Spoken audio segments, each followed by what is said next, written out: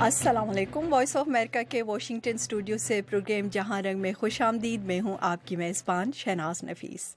सामीन, आप ये प्रोग्राम बराह रास्त इस वक्त सैटेलाइट एशिया सेट 3 और हमारी वेबसाइट urduvoa.com पर देख रहे हैं। इसके अलावा रेडियो मीडियम वेव्स 972 किलोहर्ट्ज़ पर भी आप ये प्रोग्राम सुन सकते हैं।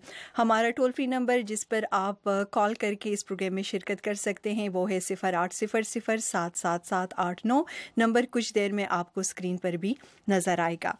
और अब वो मौज़ूआत जो आज के शो में ज़ेर बहस आएंगे। हमारा आज का सबसे अहम मौजू है सूबा पंजाब के साबिक गवर्नर सलमान तासीर के कातिल और पंजाब पुलिस के साबिक कमांडो मुमताज़ कादरी को अडियाला जेल में दी गई फांसी और इस पर आने वाला रद्द-ए-अमल। प्रोग्राम के दूसरे हिस्से में पाक अमेरिका स्ट्रेटेजिक डायलॉग के चट्टे दौर पर बात होगी जो आज से यहाँ वाशिंगटन में शुरू हो रही है। आगे चलकर ईरान के पार्लिमानी इंतखाबात में जो इब्तिदाई नताइज सामने आए हैं उसके मुताबिक जो इस्लाह पसंद हैं उन्हें कामयाबियाँ काफ़ी ज़्यादा हासिल हो रही है। तो उनकी जो सबकत है और ख़िते पर अभी तक जो नताइज आए हैं और मुमकिना तौर पर हतमी जीत जो है वो किसकी हो सकती है, उसके ख़िते पर क्या इसके असरात हो सकते हैं, उसका हम जायज़ा लेंगे। इसके अलावा अमरीकी पॉलिटिक्स में सुपर ट्यूसडे की अहमियत और शाम की सूरत हाल भी इसी सेगमेंट का हिस्सा है। और सामीन, प्रोग्राम के आखिर में जैसा कि आपने ख़बरों में सुना कि एक पाकिस्तानी फ़िल्म साज शर्मीन उबैद एक दफ़ा फिर ऑस्कर अवार्ड जो हैं वो जीत गई हैं। ये उनका दूसरा अवार्ड है और ये अवार्ड उन्हें गैरत के नाम पर जो कत्ल होते हैं पाकिस्तान में उस मौजू पर बनाई जाने वाली एक दस्तावेज़ी film a girl in the river पर मिला है। इस पर हम बात करेंगे प्रोग्राम के आखिर में। चलते हैं प्रोग्राम के पहले सेगमेंट की जानिब और इस वक्त हमारे साथ हैं मारूफ तज्ज़िया निगार खालिद फारूकी साहब। सूबा पंजाब से आप हमें ज्वाइन कर रहे हैं और हमारे साथ होंगे आलमी सतह पर शोहरत याफ्ता एक मजहबी स्कॉलर डॉक्टर जावेद अहमद गामदी साहब। दोनों मेहमानों को हम खुशामदीद कहते हैं। और डॉक्टर जावेद अहमद गामदी साहब, आपसे हम आगाज़ करना चाहेंगे। हमने ये देखा कि जो मुमताज़ कादरी है उन्होंने जिस तरह गवर्नर तासीर को कत्ल किया तो उसके बाद कभी भी जिस तरह उन्होंने कही अपने इंटरव्यूज़ में कहा कि उन्हें कभी पशेमानी जो है अपने इस एक्ट पर नहीं हुई और उनका ये कहना था कि उन्होंने ये कत्ल इस्लाम के नाम पर किया है। तो आप इसको किस तरह देखते हैं? क्या गवर्नर मरहूम जो हैं सलमान तासीर उनका जो एक्ट था या ब्लास्फेमी लॉ में तब्दीली का उनका जो मुतालबा था वो कहाँ तक इस्लाम के मुताबिक था और इनका जो एक्ट है मुमताज़ कादरी इन्होंने कत्ल जिस तरह किया ये कहाँ तक इस्लाम के मुताबिक था? मैंने तो उस वक्त भी यही कहा था और अब फिर इसको दोहरा रहा हूँ कि ये एक मजलूमाना कत्ल था। उन्होंने किसी जुर्म का इर्तिकाब नहीं किया था और मुमताज़ कादरी ने दोहरे जुर्म का इर्तिकाब किया। मुमताज़ कादरी को उनकी हिफाजत पर मामूर किया गया था। उसको कोई हक नहीं था कि वो अपने अहद को तोड़े, अपनी जिम्मेदारी से इनहराफ करे और एक बेगुनाह को कत्ल कर दे। किसी कानून पर तबसरा करना, किसी कानून को तब्दील करने के लिए कहना, किसी कानून के नकाइस की निशानदेही करना, ये किसी लिहाज से भी कोई जुर्म नहीं है। मैं दोहरा रहा हूँ और मैंने उस वक्त भी ये अर्ज किया था कि ये कानून बिल्कुल बेबुनियाद कानून है। ये कुरान के भी खिलाफ है, ये हदीस के भी खिलाफ है, ये मुसलमानों की फिक़ा के भी खिलाफ है। इस कानून को एक बेबुनियाद कानून की हैसियत से लाज़िमन तब्दील होना चाहिए। यही बात उन्होंने कही थी। मैं बरसों से यही बात कह रहा हूँ, ये कोई जुर्म नहीं है। अगर एक कानून इंसानों ने बनाया है तो हम इंसानों को हक हासिल है कि हम उसकी गलती वाज़ेह करें। ये बड़ा मकरूह जुर्म था जिसका इर्तिकाब इस शख्स ने किया और बदकिस्मती से बहुत से लोग उसकी हिमायत में खड़े हो गए। बहरहाल के उसकी हिमायत की कोई वजह नहीं थी। उसने जो कुछ किया वो इस्लाम के भी सरी खिलाफ है। इस्लाम में ऐसी कोई चीज़ मौजूद नहीं है जो किसी आदमी को ये हक देती हो कि वो कानून को अपने हाथ में ले, खुद ही अदालत बने और खुद ही अपने फैसले सुनाए। जी, तो जिस तरह ब्लास्फेमी लॉ के बारे में आपने कहा कि ये मैन मेड आदमी का बना हुआ कानून है, ये कोई इस्लाम का हिस्सा नहीं है और इस पर बहस जो है वो हो सकती है, तो क्या अभी ये एक बहुत बड़ा बोल्ड स्टेप जो है वो उठाया है पाकिस्तानी स्टेट ने कि जिस तरह उन्होंने मुमताज़ कादरी को फांसी पे चढ़ाया है, आप क्या देखते हैं जो ब्लास्फेमी लॉ में जो लूप होल्स हैं, क्या एक नई बहस इससे शुरू होनी चाहिए या होगी कि इसमें जो खामियां हैं उसको फिक्स कर दिया जाए? जरूर होनी चाहिए। इस तरह के वाकयात बाज़ औक़ात लोगों को सोचने पे मजबूर करते हैं। इस वाक़े को भी लोगों को सोचने पे मजबूर करना चाहिए। मेरा ख्याल है कि हमारी हुकूमत ने भी और इससे पहले हमारी अदलिया ने जुर्रत दिखाई। आप सुप्रीम कोर्ट का फैसला पढ़िए, वो निहायत वाज़ेह फैसला है और इसका अंदेशा था कि हुकूमत शायद कमजोरी दिखाए, लेकिन मैं ये समझता हूँ कि हुकूमत ने एक बड़ा काम किया, क्योंकि इस तरह के मामला पे कमजोरी दिखाने का मतलब ये है कि लोगों को लाइसेंस दे दिया जाए, वो खुद अदालत बने, खुद लोगों के बारे में फैसले करें और जिस तरह चाहे लोगों के साथ मामला करें। और ख़ास तौर पर मैं फिर एक मरतबे तवज्जो दिलाऊंगा कि मुमताज़ कादरी का जुर्म एक दोहरा जुर्म था। उसने सिर्फ एक बेगुनाह आदमी को कत्ल नहीं किया, उसने उसकी हिफाजत पर मामूर होने के बाद कत्ल किया। ये मामूली दर्जे की चीज नहीं है और मेरा एहसास है कि इसमें किसी रियायत से काम नहीं लेना चाहिए था। अदालत ने भी नहीं लिया, हमारे सदर ममलकत ने भी नहीं लिया। ये बिल्कुल ठीक हुआ। जी, डॉक्टर गामदी साहब, हम देखते हैं कि इस लॉ को काफ़ी मिसयूज़ जो है वो किया जाता है पाकिस्तान में। ऐसी कौन सी खामियां हैं इस कानून में जिसको कि फौरी तौर पर फिक्स करने की ज़रूरत है? पहली चीज तो ये है कि हर शख्स पर ये वाज़ेह होना चाहिए कि ये कोई इस्लामी कानून नहीं है। ये इंसानों ने अपने जज्बात को पेश नजर रखकर एक कानून बनाया है और इसमें जज्बाती अंदाज में तमाम शिकें रखी गई हैं। अगर इस कानून को माकूल करना है तो लाजमी तौर पर इसमें बुनियादी तब्दीलियां करना होंगी। यानी मामले की नौयत ये नहीं है कि सिर्फ इसके निफाज के तरीके को बेहतर कर दिया जाए, कानून को तब्दील करना पड़ेगा। और मैंने ये तब्दीलियां अपने आर्टिकल्स में भी बयान कर दी हैं और बारहा इनका जिक्र किया है कि अगर आपने कानून बनाना ही है तो फिर आप ये कानून इस तरीके से बनाइए कि किसी आदमी से अगर इस तरह के जुर्म का इर्तिकाब होता है तो पहले उसकी राय पूछें, बताएं उसने क्या किया है।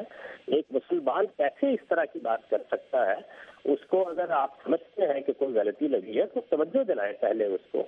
और इसके बाद कोई बार बार इसरार करता है और खड़ा हो जाता है और ये कहता है कि मैं तो लाजमन तौहीन नहीं करूंगा माअज़ल्लाह, तो फिर उसके बाद उसको काबिल सजा करार देना चाहिए।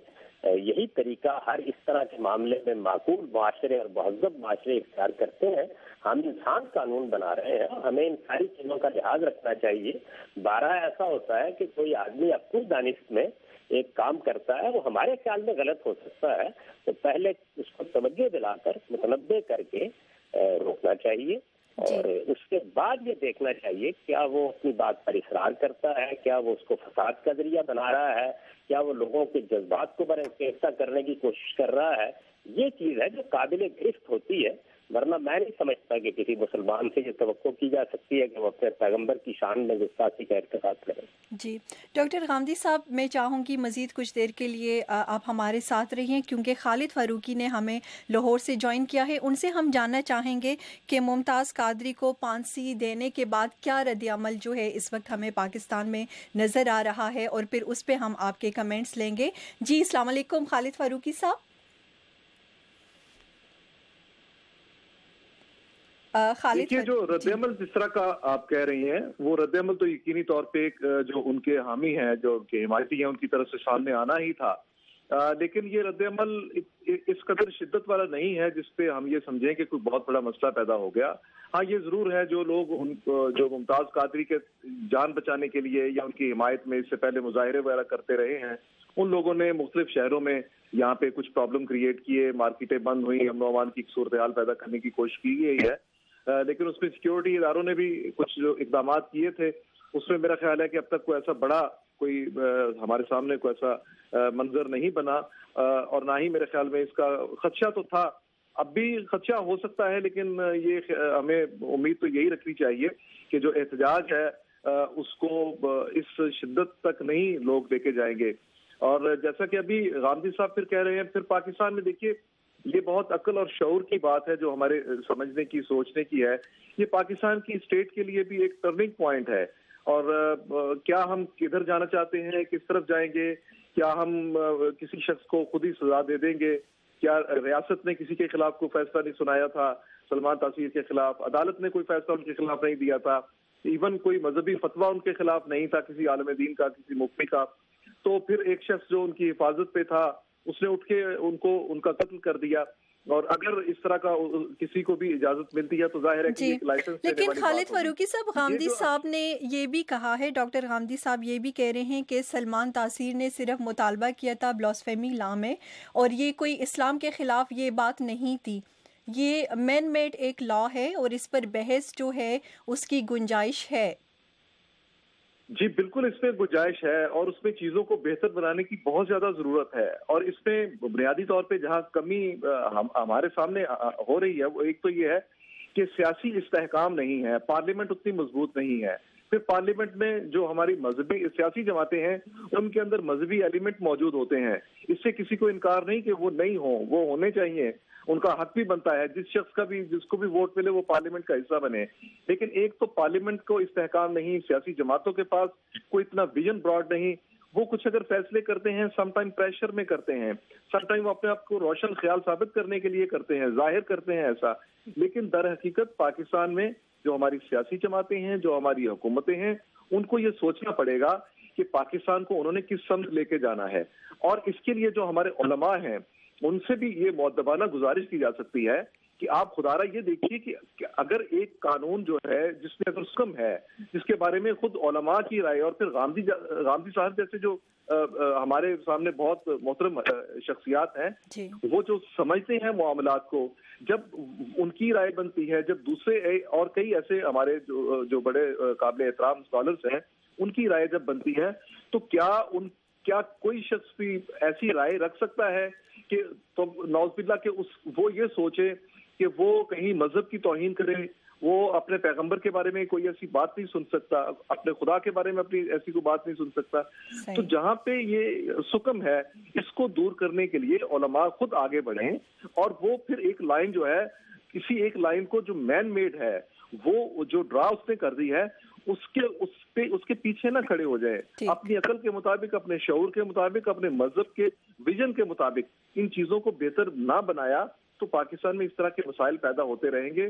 اور مجھے یہ افسوس سے کہنا پڑتا ہے کہ پوری ورلڈ میں شاید پاکستان بعض معاملات میں ایک ایسا ملک بن گیا ہے اب آہستہ آہستہ جو کہ مذہبی تنگ نظری میں بہت انتہا کو پہنچ گیا ہے. یا ہمیں بہتری لانے کی بہت زیادہ ضرورت ہے. ٹھیک ہے ڈاکٹر غامدی صاحب، آپ کی جانب ہم آنا چاہیں گے. اور سامعین، آپ اس وقت ٹی وی اسکرین پہ دیکھ سکتے ہیں ممتاز قادری کو سزا کے بعد جو رد عمل پاکستان میں نظر آ رہا ہے وہ آپ دیکھ سکتے ہیں، اور ساتھ سیکیورٹی کے جو انتظامات کیے گئے ہیں وہ بھی آپ کو نظر آ رہے ہیں اس وقت اسکرین پہ. ڈاکٹر غامدی صاحب، آپ سے میں یہ جاننا چاہوں گی کہ مذہبی جماعتوں کی جانب سے پہلے بھی یہ دھمکیاں دی جا رہی تھی کہ اگر ممتاز قادری کو پھانسی دی گئی تو سخت رد عمل جو ہیں وہ سامنے آئے گا اور مظاہرے جو ہیں وہ ملک بھر میں کیے جائیں گے. کسی حد تک اس طرح کا رد عمل ہمیں سامنے نہیں آ رہا ہے، لیکن بعض شہروں میں مظاہرے کیے گئے ہیں اطلاعات کے مطابق. یہ بتائیے گا یہ کہاں اسلام کے مطابق ہے جو مذہبی جماعتوں کا خاص طور پر اس وقت جو رویہ ہمیں نظر آ رہا ہے؟ جی، یہ جو رویے ہیں یہ مذہبی جماعتیں اختیار کریں یا سیاسی جماعتیں اختیار کریں، یہ ہر حال میں غلط رویے ہیں. کسی قانون کے نفاذ پر مظاہرے کرنے کی کوئی وجہ نہیں ہے. اگر آپ کو اس پر اعتراض ہے تو آپ صلاحیت کے ساتھ اپنی بات بیان کریں. آپ اس کے لیے کوئی اجتماع کر سکتے ہیں، آپ اپنا نقطہ نظر لکھ سکتے ہیں، آپ اخبارات میں کوئی بات بیان کر سکتے ہیں، ریڈیو ٹیلی ویژن پر بھی مواقع موجود ہیں. تو اپنی بات شائستگی اور تہذیب کے ساتھ کہنی چاہیے. جمہوری معاشرے میں ہم یہ حق طلب نہیں کر سکتے کہ لوگ اگر کسی چیز سے اختلاف کرتے ہیں تو وہ اپنے اختلاف کا اظہار نہ کریں. وہ ضرور کریں، لیکن اس کو مہذب اور شائستہ اسلوب میں ہونا چاہیے. لوگوں کی جان و مال کے لیے خطرہ نہیں بننا چاہیے. ہمارے ہاں یہ جو ہر موقع کے اوپر مظاہرہ اور ہر موقع کے اوپر دھرنا اور اس طرح کی چیزیں اپنا لی گئی ہیں، یہ میں سمجھتا ہوں کہ کسی لحاظ سے بھی یہ قابل اطمینان نہیں ہے. ان چیزوں سے اوپر اٹھ کر ہمارے معاشرے کے لوگوں کو، ہماری سیاسی جماعتوں کو، ہماری مذہبی جماعتوں کو استدلال کا، آرگومنٹ کا طریقہ اختیار کرنا چاہیے، اور یہی طریقہ مہذب قوموں کے شائن شان ہوتا ہے. جی، لیکن ڈاکٹر غامدی صاحب، ہم تو دیکھ رہے ہیں کہ جب ممتاز قادری نے گورنر تاثیر کا قتل کیا تو ان پر پھولوں کی پتیاں جو ہیں وہ برسائی گئیں، ان کا ویلکم کیا گیا. ساتھ ہی ہم نے دیکھا کہ کافی ایجوکیٹڈ طبقہ جو پاکستان کا ہے، انہوں نے جس طرح ان کو ہیرو بنایا.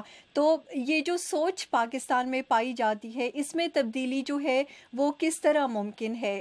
اسٹیٹ کی سطح پہ کیا کرنا چاہیے، اور جو سوسائٹی ہے اس کو، وہاں پہ جو لوگ ہیں ان کو کیا کرنا ہوگا؟ یہ سوچ صدیوں میں پیدا کی گئی ہے، اس کو آپ 2 دن میں ختم نہیں کر سکتے. اور ہمارے ہاں تو بدقسمتی یہ ہے کہ اس کو ختم کرنے کے لیے کوئی اقدام بھی نہیں کیا جا رہا.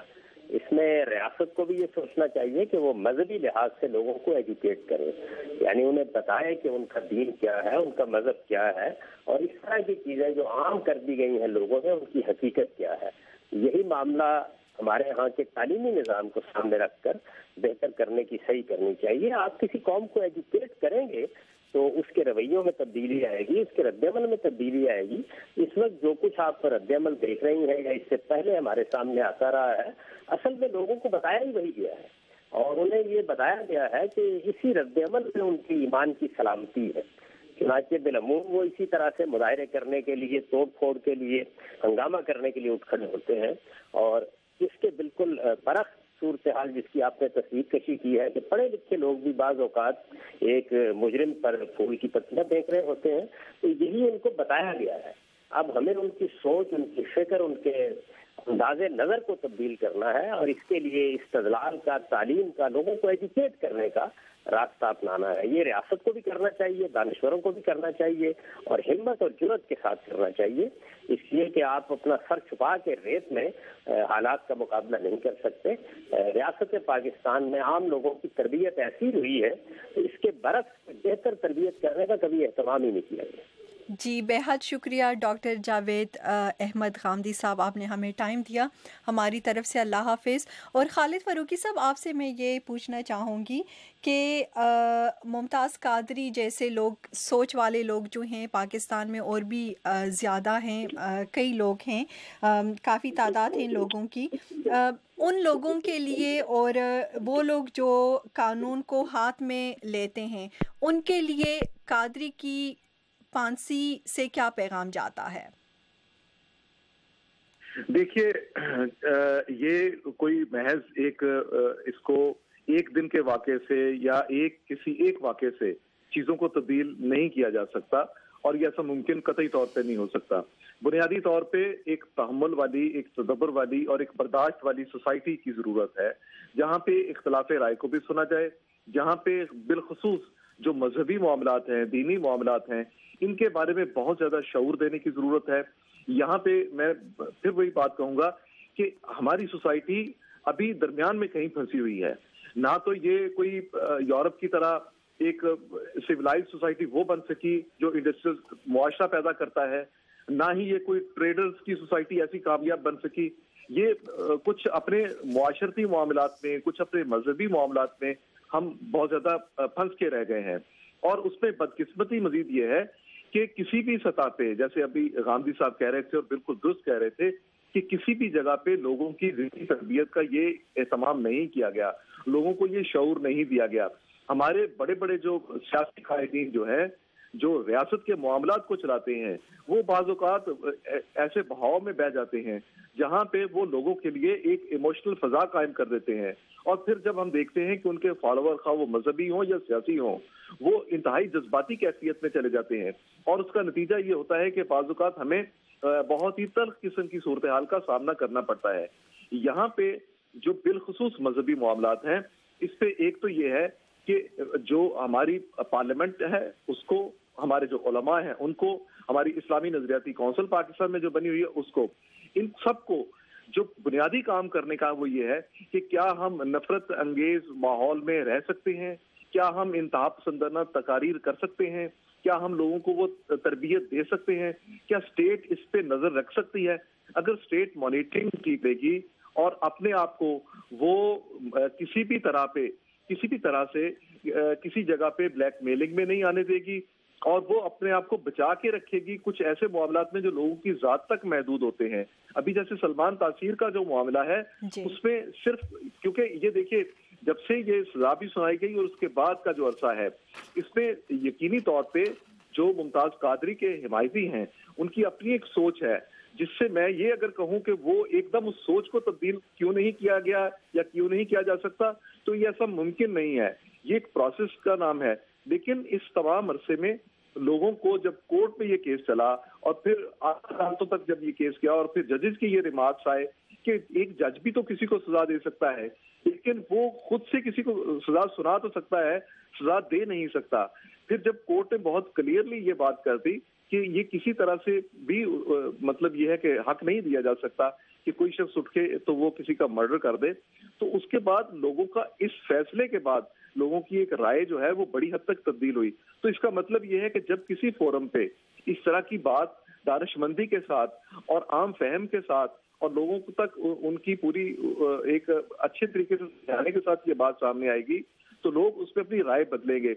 अब ये सिर्फ और सिर्फ किसी लोअर कोर्ट का फैसला नहीं था, ये रियासत का फैसला नहीं है, ये किसी ने बदला और इंतकाम नहीं लिया, ये कोर्ट ने एक फैसला दिया। और परवेज रशीद आज इसी बात का हवाला देते हुए जो हमारे वजीर इत्तलात हैं वो भी ये कह रहे थे कि अदालती फैसले का एहतराम किया जाए और इस पर एहतजाज ना किया जाए।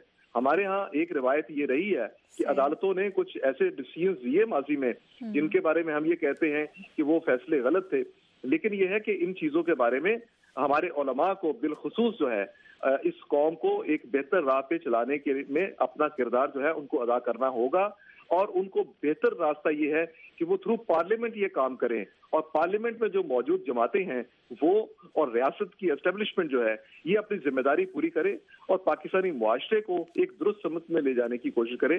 तभी आप देखेंगे कि फिर एहतजाज की शिद्दत भी उस तरह से नहीं होगी, ऐसे वाकयात की रोकथाम भी हो सकेगी और कोई शख्स खुद से उठ के फैसला करने के लिए नहीं निकलेगा। जी, बहुत शुक्रिया खालिद फारूकी साहब आपका, और एक दफ़ा फिर डॉक्टर जावेद गामदी साहब का भी हम शुक्रगुजार हैं, उन्होंने हमारा सादिया प्रोग्राम में शिरकत की।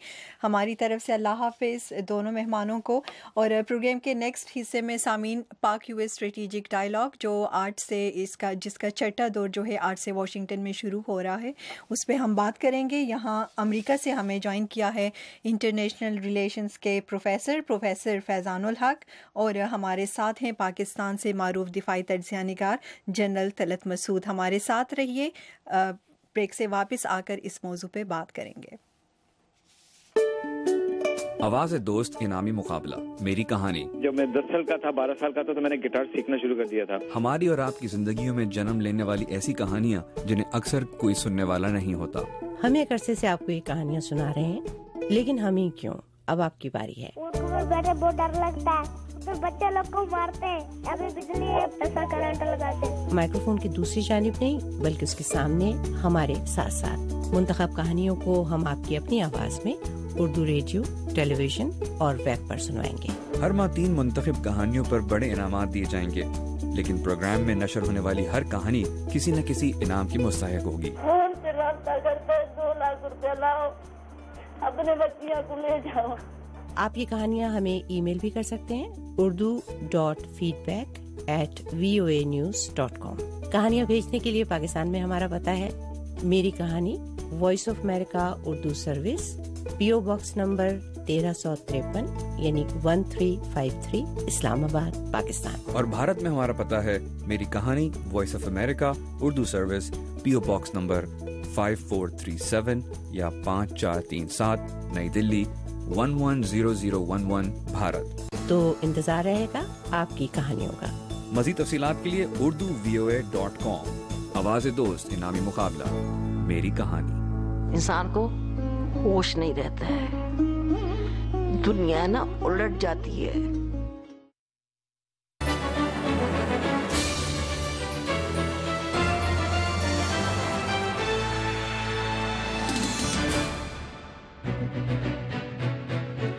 जी जी सामीन, एक दफ़ा फिर प्रोग्राम जहां रंग में खुश आमदीद जो आप सुन रहे हैं वॉइस ऑफ अमेरिका की वाशिंगटन स्टूडियो से। इस वक्त हमारे साथ हैं प्रोफेसर फैज़ानुल हक साहब, जिन्होंने यहाँ यूएस से हमें ज्वाइन किया है, और हमारे साथ हैं पाकिस्तान से जनरल तलत मसूद साहब। जनरल साहब, प्रोग्राम में खुश आमदीद, और आपसे हम आगाज़ करना चाहेंगे।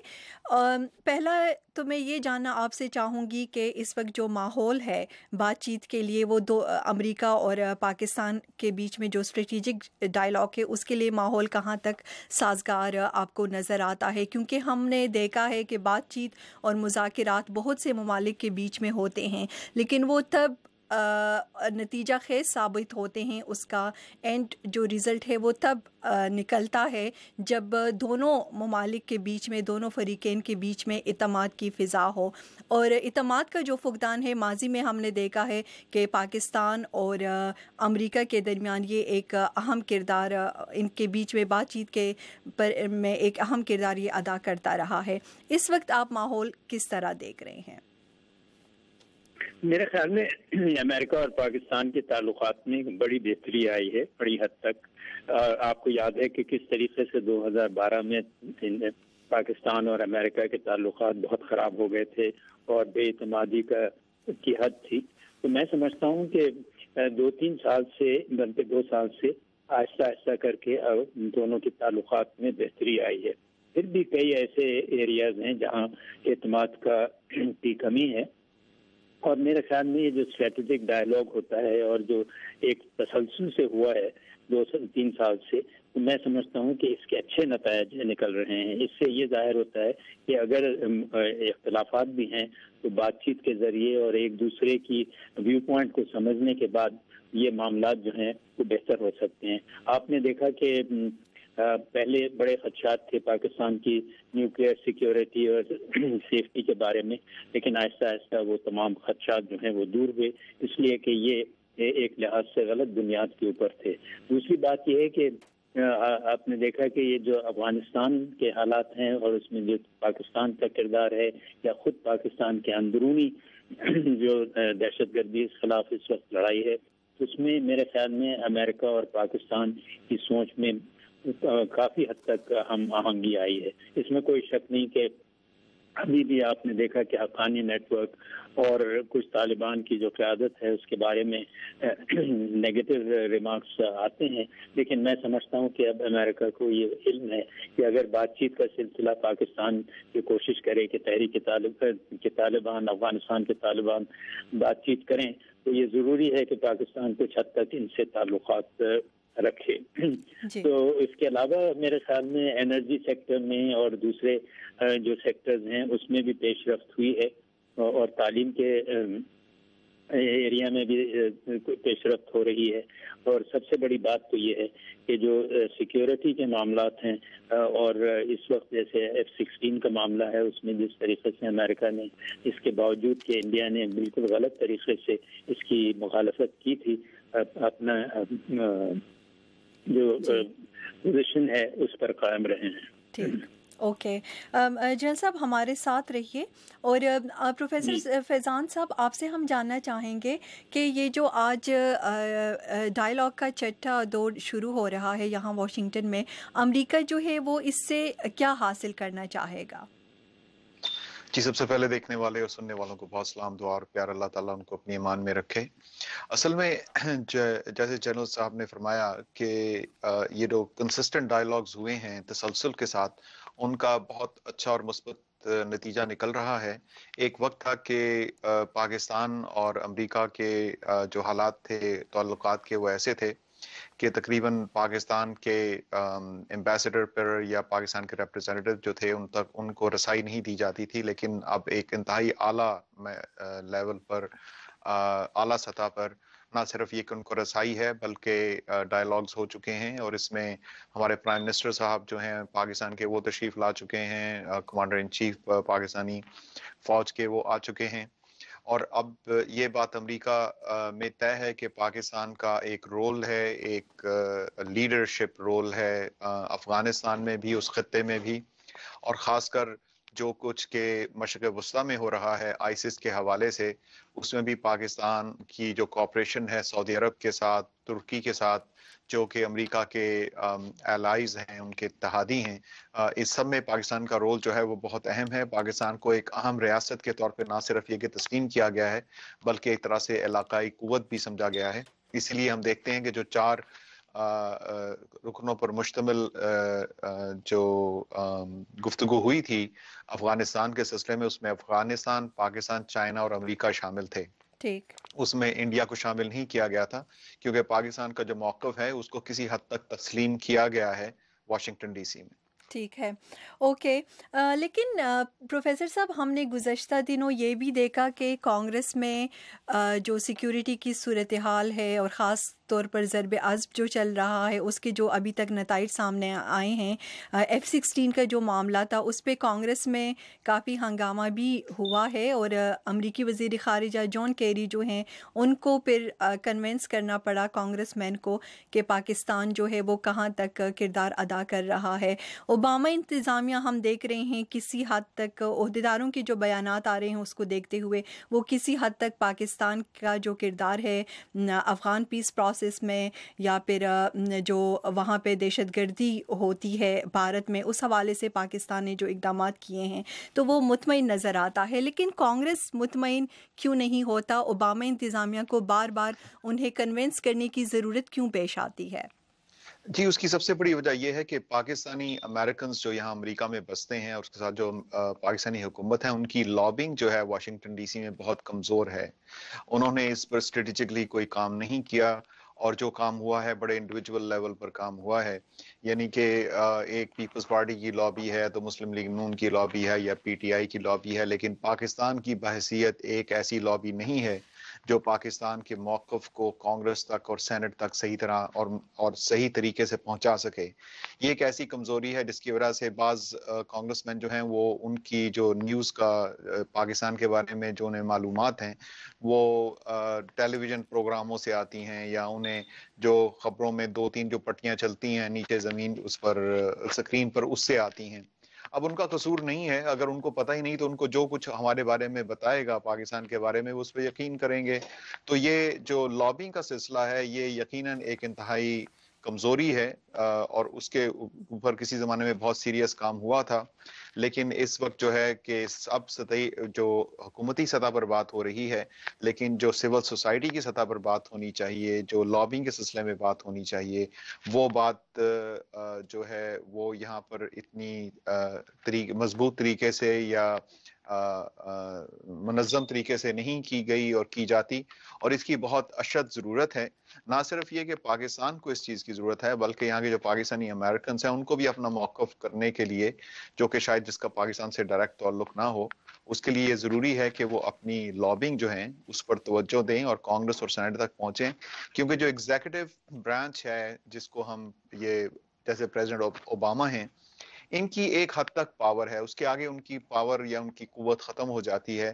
اس کے بعد انہیں کانگریس اور سینٹ کو ساتھ لے کر چلنا ہوتا ہے. اور اگر اگلے الیکشن کیسے ہوں گے، کیا ہوں گے، اس میں یہ بہت ضروری ہے کہ دونوں طرف یعنی کہ ریپبلکنز اور ڈیموکریٹس دونوں سائڈ پر پاکستان کی یا پاکستانی امریکنز کی کم از کم لابنگ ضرور ہونی چاہیے. لیکن کانگریس مین کا یہ جو کہنا ہے، وہ جو جواز پیش کرتے ہیں کہ ضرب عضب حقانی گروپ جو ہے ان کے لوگوں کو نشانہ نہیں بنایا گیا، تو آپ کے خیال میں اس میں کوئی وزن ہے یا بلا جواز ہے ان کا؟ نہیں، اصل میں یہ بات ہے کہ جو پاکستان نے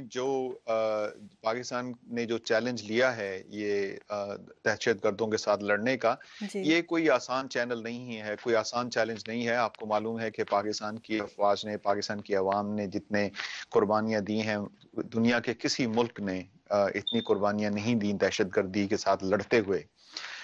اور یہ جو میسج ہے، اور یہ اکثر پاکستان کے ساتھ ہوتا ہے کہ پاکستان کی تمام کاوشیں، پاکستانی حکومت کی کاوشیں، پاکستانی افواج کی کاوشیں جو ہیں ان کو نہ اجاگر کیا جاتا ہے، نہ ایڈیٹوریلز لکھے جاتے ہیں، نہ ان پہ کوئی ڈاکومنٹری آتی ہے، نہ اس کی کوئی ایڈورٹائزمنٹ ہوتی ہے، نہ سٹاف اور کانگریسمین اور سینیٹرز کے سٹاف کو بتایا جاتا ہے.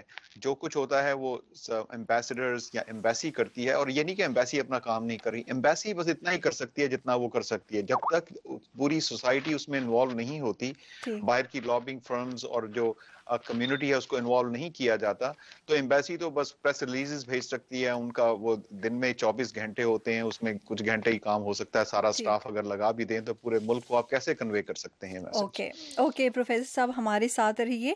جنرل طلعت مسعود صاحب, ایسے ایشوز جن پہ کہ ہم کہہ سکیں کہ پاکستان اور امریکہ ایک پیج پر نہیں ہے, اور کون سے ایسے ایشوز ہیں جن کے حل کی ہم جب بات کرتے ہیں اور ہم یہ دیکھتے ہیں کہ دونوں ممالک ایک پیج پر ہیں, یعنی کہاں پہ کنورجنس جو ہیں وہ آپ کو نظر آتی ہے, کہاں پہ ڈائیورجنس نظر آ رہی ہے؟ میرے خیال میں ڈائیورجنس تو جو ہے وہ ایک لحاظ سے جیسے ابھی ہوا بڑی افغانی نیٹ ورک اور طالبان کی وہ امریکہ سے کہ پاکستان ہے ان کے اوپر وہ نہیں ڈال رہا ہے, حالانکہ یہ کہ اگر پاکستان کو ڈالے گا تو ظاہر ہے کہ اوکے جنرل صاحب, آپ کی آواز جو ہے بالکل صحیح طور پر ہمیں سنائی نہیں دے رہی ہے. ہم دوبارہ آپ کو 2 منٹ میں کال کرتے ہیں. اور پروفیسر فیضان الحق صاحب, آپ سے میں یہ جاننا چاہوں گی, آج جو مذاکرات ہوں گے تو اس میں کون سے ایسے فرنٹس ہیں جس پہ کہ پاکستان کو ہم کہہ سکیں کہ امریکہ کی طرف سے سخت سوالات کا سامنا ہو سکتا ہے؟ اس میں ایک ایریا جو ہے وہ پاکستان کی بیکنگ کہہ لیں یا انوالومنٹ کہہ لیں ان طالبان کی جو افغانستان میں ہیں, جیسے آپ نے ابھی ذکر کیا حقانی نیٹ ورک کا, اور اس کے بعد یہ کہ ابھی جو انڈیا میں حملہ ہوا ہے پٹھان کوٹ ایئرپورٹ پہ, اس کی اگر تانے بانے کہیں پاکستان میں ملتے ہیں وہ ایریا ہوگا. اس کے بعد نیوکلیئر ٹیکنالوجی کی ٹرانسفر کا ہوگا کہ وہ لیک نہ ہو, اور یہ کہ جو پاکستان کو F-16 ملنے کی امید ہے, جو چیزیں ملنی ہیں وہ کسی اور مقاصد میں استعمال نہیں ہوں گی. اور اس کے ساتھ ساتھ شخصی آزادی اور جو مذہبی رواداری ہے اس کے یہ وہ ایریاز ہیں جن پر بات چیت ہوگی, اور اس میں پاکستان کی حکومت کو اور پاکستان کے ریپرزینٹیو جو ہیں ان کو اچھی ایکسپلینیشنز دینی پڑیں گی, اور ان کو پروف کرنا پڑے گا کہ ان کی انٹینشنز کلیئر ہیں اس سلسلے میں, اور وہ اس پر امریکہ کی پالیسی پر عمل کرنے کے لیے راضی ہیں. اوکے جی, جنرل صاحب نے ہمیں دوبارہ جوائن کیا ہے. جنرل صاحب, آپ کی آواز پہلے نہیں آ رہی تھی, اگر ابھی آپ جی کوئی بات نہیں, جی ہو جاتا ہے. جی جنرل صاحب, جو سوال آپ سے تھا کہ کہاں پہ ہمیں ڈائیورجنس جو ہیں وہ نظر آ رہی ہے. جی جیسے میں نے کہا کہ میرے خیال میں امریکہ کی یہ توقع تھی کہ پاکستان جو ہے وہ حقانی نیٹ ورک اور طالبان پر زیادہ زور ڈالے گا, اور ایک تو اپنے کوئی علاقے میں ان کو رہنے نہیں دے گا, اور اس کے ساتھ ساتھ یہ ان پر اتنا زور ڈالے گا کہ وہ بات چیت کے لیے بالکل راضی ہو جائیں.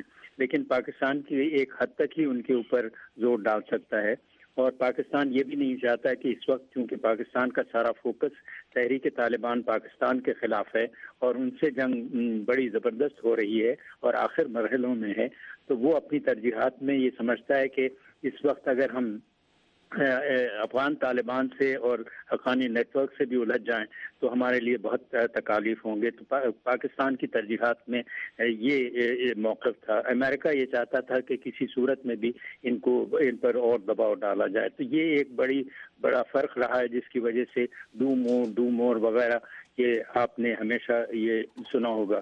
اس کے علاوہ میرے خیال میں پاکستان یہ توقع کرتا ہے کہ انڈیا کے ساتھ جس قسم کے روابط ہیں وہ تو اپنی جگہ پر ہیں, لیکن پاکستان کو انڈیا کو ایسے اسلحہ اور اس قسم سے اس کو مضبوط نہ کیا جائے جو کہ پاکستان کو ایک لحاظ سے بڑی مشکل پوزیشن میں وہ ڈال دے. تو ان چیزوں پر اختلافات تو ہیں, لیکن میں یہ سمجھتا ہوں کہ کچھ عرصے سے پاکستان اور امریکہ میں خاص طور سے جو ایڈمنسٹریشن ہے اس سے تعلقات میں اس لیے بہتری آئی ہے کہ دونوں ایک دوسرے کے پوزیشنز کو سمجھتے ہیں اور پھر آپس میں انگیج بھی ہیں. اور یہ بڑا ضروری ہے کہ ہم پاکستان جو ہے وہ دوسرے جو انسٹیٹیوشنز ہیں, کانگریس اور मीडिया उससे इंटरेक्शन की बड़ी ज़रूरत है, जिसका कि हम समझते हैं बड़ा फौदान है। ओके जनरल साहब, एक हमने ये देखा कि हालिया दिनों में पाकिस्तान जो है उसने दहशतगर्दी के ख़िलाफ़ काफ़ी इक़दामात जो हैं और बड़े बड़े कदम जो हैं वो उठाए हैं नज़र आ रहे हैं। जिस तरह पठानकोट हमला हुआ उसमें कई गिरफ़्तारियाँ भी हुई हैं, FIR जो है वो दर्ज हो चुकी है। इसके अलावा स्पेशल इन्वेस्टिगेशन टीम जो है वो इसी माह कहा जा रहा है भारत का दौरा करेगी ताकि तहकीकात का जो मामला है उसको आगे बढ़ाया जा सके। दूसरी जानिब तालिबान को मेज़ पर लाना जो है ये भी एक बहुत बड़ी न्यूज़ है, लेकिन इन पाकिस्तान ने जो इक़दाम किए हैं इनको जोड़ा जा रहा है अमेरिका के साथ पाकिस्तान की ये जो स्ट्रेटेजिक मुज़ाकरात है इनके साथ। क्या इनमें कोई लिंक आप देखते हैं? जी मेरे ख्याल में बिल्कुल, इसलिए कि अमेरिका भी ये चाहता है कि इंडिया और पाकिस्तान के ताल्लुकात बेहतर हों, और इंडिया और पाकिस्तान के जो मामलात हैं जैसे आपने जिसका जिक्र भी किया, अगर उनमें पेशरफ्त होगी तो जाहिर है इंडिया और पाकिस्तान में एतमाद बढ़ेगा और इसके साथ साथ फिर अमेरिका से भी ताल्लुकात बेहतर होंगे। अमेरिका ने हमेशा दोनों ममालिक के ऊपर एक तरह से चाहा है कि इनके अख्तिलाफात ख़त्म हों ताकि पाकिस्तान जो है वो अपनी इक़्तिसादी और माशी हालत को बेहतर कर सके और जो खाना जंगी है उसमें ज़्यादा कामयाबी हासिल कर सके और अपने रिसोर्सेज उसी तरफ डाइवर्ट करे। पाकिस्तान की भी यही ख्वाहिश है, लेकिन मैं ये समझता हूँ कि बहुत कुछ इन्हिसार इसका इंडिया पर होगा कि किस तरीके से मोदी साहब की हुकूमत जो है कोऑपरेशन करती है को रखना चाहती है। ठीक है, बहुत शुक्रिया जनरल तलत मसूद साहब आपका, आपने हमें टाइम दिया। प्रोफेसर फैज़ान साहब, इस सेगमेंट को वाइंड अप करने से पहले आप हमें ये बताइए कि अमेरिका और पाकिस्तान दोनों को ताल्लुकात में मज़ीद बेहतरी लाने के लिए और ये जो स्ट्रेटेजिक मुज़ाकरात हैं इसके कामयाबी के लिए, कामयाब नताइज के लिए दोनों कंट्रीज़ को क्या करना होगा? जी अगर कोई मेरा मशवरा माने तो मैं 3 पॉइंट्स बताऊंगा। सबसे पहले जो है कि जो स्ट्रेटेजिक डायलॉग्स वगैरह होते हैं उसके पहले एक बेस वर्क होना चाहिए जिसमें होता है कि दोनों कौमें या दोनों मुल्क जो हैं वो ऐसी जगह पर पहुंच चुकी हैं कि वो समझती हैं कि हम लोग इकट्ठे काम करेंगे तो हम सबका फायदा होगा।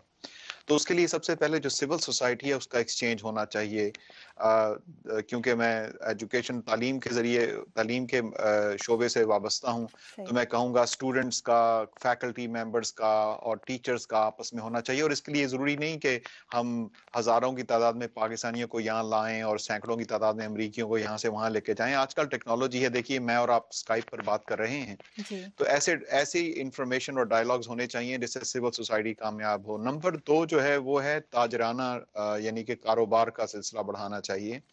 अब अगर पाकिस्तानी जो है वो बड़ी क्रिएटिव कौम है, पाकिस्तानी जो हैं वो बड़े इनोवेटिव लोग हैं और बहुत ज्यादा बहादुर लोग हैं, उनको थोड़ा सा मौका आप दें, अपॉर्चुनिटीज दें तो वो कहीं से कहीं ले जाएंगे मुल्क को। और अगर कारोबारी तबके को और ताजरों को और इंपोर्टर एक्सपोर्टर्स के साथ बात की जाए और इंडस्ट्रियल एक्सचेंज हो, ये मेरा दूसरा मशवरा है। और तीसरा मशवरा ये है कि जो पाकिस्तानी अमेरिकन कम्युनिटी है और जो यहाँ पर बड़ी वेल एस्टैब्लिश्ड है, उनको थोड़े से होश के नाखून करने चाहिए। उनको मिलकर एक ऐसी ग्रुप बनाना चाहिए कि वो अपने आप को और अपनी जो तहफ़्फ़ुज़ात हैं या उनके जो फीलिंग्स हैं उनको कन्वे कर सकें।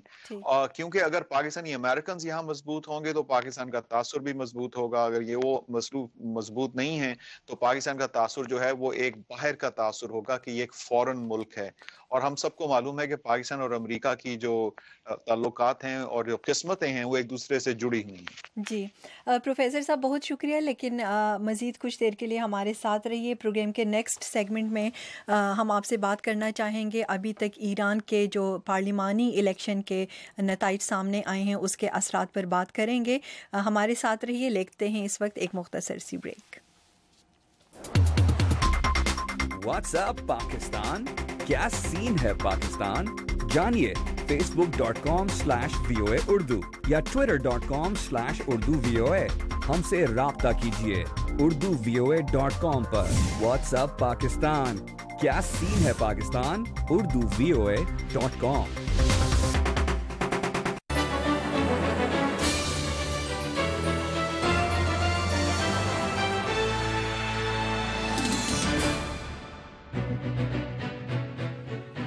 جی سامعین، اور پروگرام کے اس حصے میں ہم چند ایشوز پر بات کریں گے، لیکن سب سے پہلے ایران چلتے ہیں، جہاں پر پارلیمانی الیکشن جو ہے وہ ہوئے ہیں، اور ابتدائی نتائج کے مطابق صدر ربانی کے جو اصلاح پسند ان کی جو ٹیم ہے، انہوں نے بتایا جا رہا ہے کہ تہران کی تمام نشستیں جو ہیں وہ جیت لی ہیں۔ پروفیسر فیضان صاحب، آپ ایران کے ابھی تک جو نتائج سامنے آئے ہیں، یہ بتائیے گا کہ اس کے آپ خود ایران کے اندر اور پورے خطے پر کیا اثرات دیکھتے ہیں؟ جی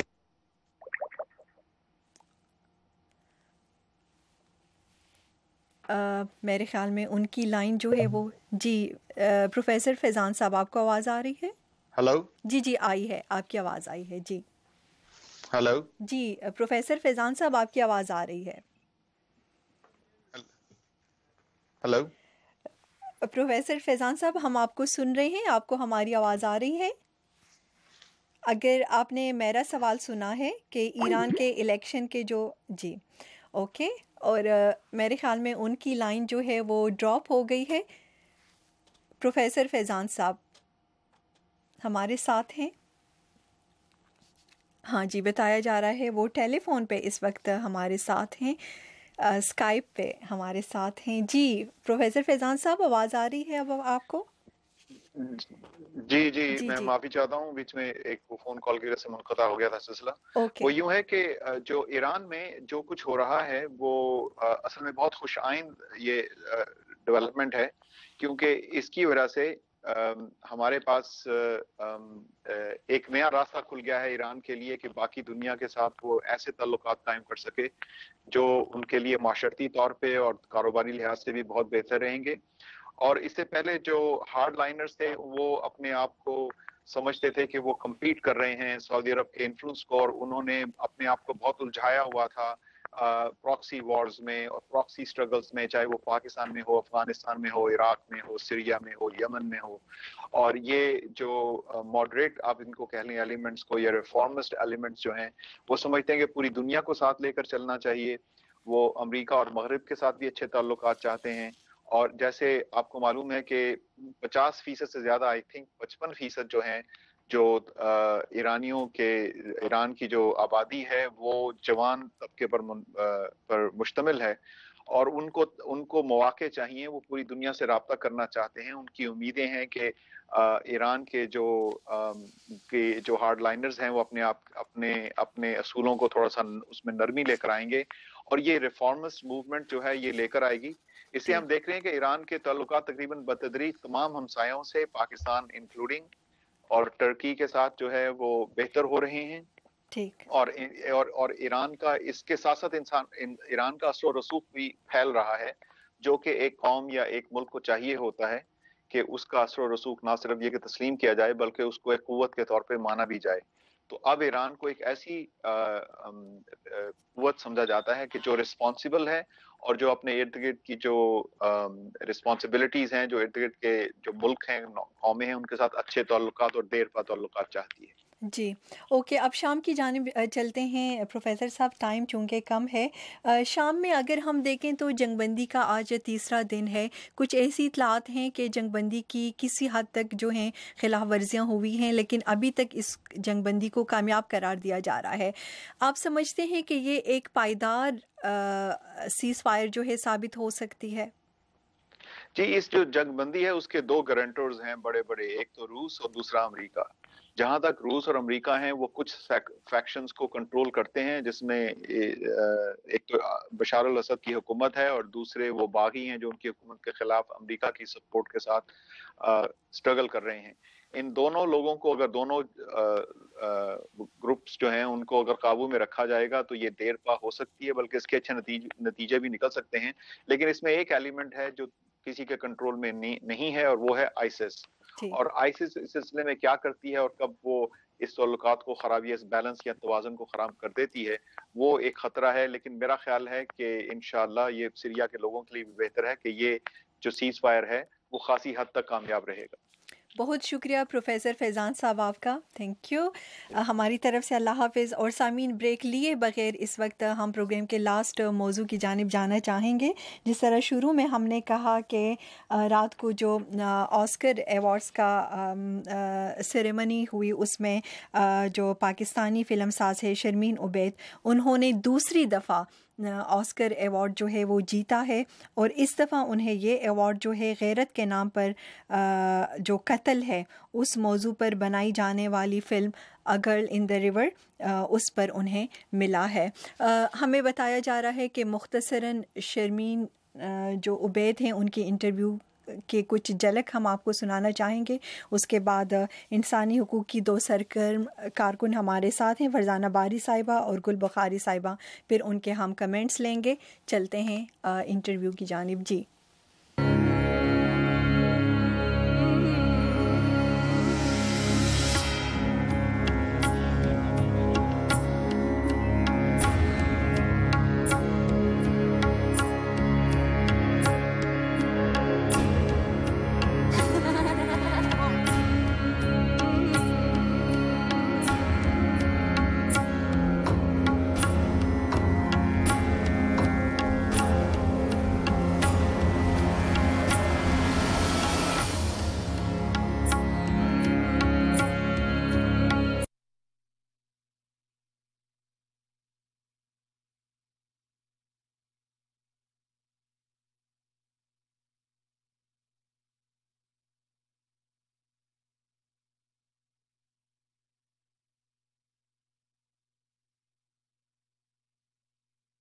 دیکھیں، بہت ریئر بات ہے کہ ایک فلم میکر اور ایک فیمیل ڈائریکٹر کا کام دوبارہ اکیڈمی ایوارڈز پہ جائے، مگر یہ جو ایشو اس فلم کا ہے غیرت کے نام پر قتل، یہ ایک بہت اہم ایشو ہے. اس لیے کیونکہ 1000 خواتین ہر سال رپورٹڈلی قتل کی جاتی ہیں غیرت کے نام پر. ہم تو سمجھتے ہیں یہ نمبر دگنا یا تگنا ہے، اس لیے کیونکہ گھر کی بات ہوتی ہے اور لوگ کہتے ہیں کہ گھر سے باہر نہیں نکلنی چاہیے، تو کیسز تو درج ہی نہیں ہوتے. تو کیونکہ یہ ایشو اتنا اہم ہے، اس لیے مجھے خوشی ہے کہ اس نامینیشن کے باعث یہ ایشو اب پورے پاکستان میں اس کے بارے میں سب لوگ بات کر رہے ہیں.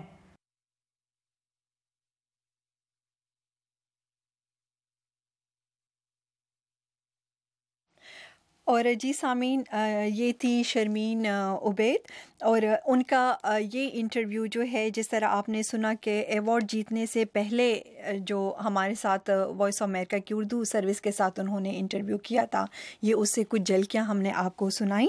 اور گل بخاری صاحبہ، بتایا جا رہا ہے آپ ہمارے ساتھ ہیں، کچھ دیر میں فرزانہ باری صاحبہ جو ہیں وہ بھی ہمیں جوائن کریں گی. گل بخاری صاحبہ، آپ یہ بتائیے کہ اس ایوارڈ کا جیتنا پاکستان کے لیے کیا معنی رکھتا ہے؟ Thank you so much for taking me on. بہت بڑا معنی رکھتا ہے جی، کیونکہ اس سے اس کو بہت میگنیفیکیشن ملتی ہے اس ایشو کو. یہ ایک بات جو ہے ورلڈ سٹیج پہ جانا میرا خیال ہے کم معنی رکھتا ہے. یہ واپس باؤنس ہو کے نیشنل سٹیج پہ بہت بڑا ایشو بن جاتا ہے. بہت سی چیزیں ہوتی ہیں جن کو ہم سمجھتے ہیں کہ اگر ہم ورلڈ سٹیج پہ لے جائیں تو وہ دنیا پریشر ڈالے گی، یہ ہوگا وہ ہوگا، لیکن جب یہ ہوا ہے کہ یہ واپس باؤنس ہو کے جب نیشنل سٹیج پہ آتا ہے، جب پاکستان کی قوم دیکھتی ہے نا کہ یہ آسکر ون کر لیا ہے، پھر اس کے اوپر بات ہونی شروع ہوتی ہے، تو پھر ایک لوکل ڈائلاگ شروع ہوتا ہے، اور لوکل ڈائلاگ سب سے امپورٹنٹ ہوتا ہے. وہیں پہ ایسا ہوتا ہے کہ جب چینجز آنے لگتے ہیں، کسی باہر کی قوت کے کہنے سے کچھ نہیں ہوتا. جب اپنے لوگ، اپنی قوم جب جاگتی ہے تو اس سے فرق پڑتا ہے. لیکن یہ جو آسکر ہے نا، اس نے ون کرنے سے یہ ہوا ہے کہ یہ لوکل کانورسیشن دوبارہ ری اسٹارٹ ہو گئی ہے. That's why it's so important. Okay جی، آپ فرزانہ باری صاحبہ کس طرح اس ایوارڈ کی جیت، اچھا وہ ہمارے ساتھ نہیں ہیں. گل بخاری صاحبہ، آپ یہ بتائیے، کیونکہ پاکستان میں ایک قانون جو ہے وہ اس فرسودہ جو رسم ہے اس سے متعلق موجود ہے، لیکن اس کے باوجود ہم دیکھتے ہیں کہ پاکستان میں 1000 کے لگ بھگ عورتیں جو ہیں وہ اس رسم سے متاثر ہو رہی ہیں، انہیں غیرت کے نام پر قتل کیا جا رہا ہے. ہے، اس کی کیا وجہ ہے؟ قانون میں اور کیا کچھ جو ہے وہ ایڈ کرنا چاہیے جو اس میں نہیں ہے؟ جی 2 باتیں. پہلی بات، اس کو رسم کہنا بہت غلط بات ہے. رسم کی کچھ کونوٹیشنز ہوتی ہیں، رسم یہ نہیں ہے، یہ کرائم ہے.